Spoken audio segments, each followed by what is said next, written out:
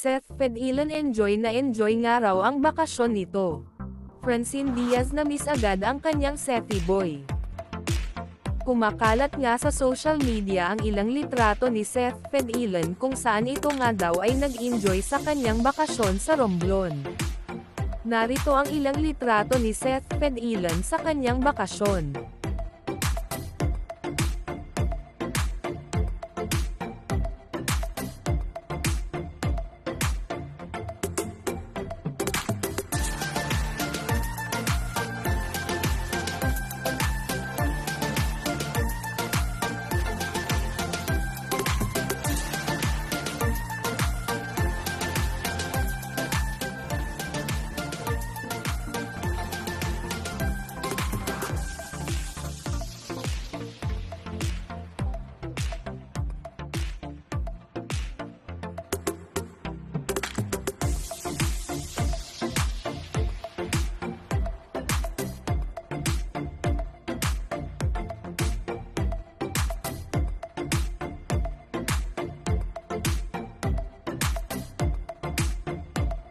Halata naman talaga na nag-enjoy ang ating Sethy boy.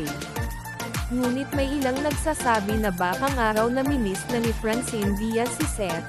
Sa mga ganitong sinasabi ng mga fans ay talaga nga naman sila ay kinikilig, ngunit hayaan na nga raw muna ang couple sa kanilang mga sariling bakasyon.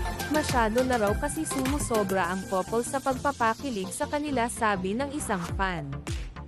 Talaga nga namang nagte-trending na ito sa social media.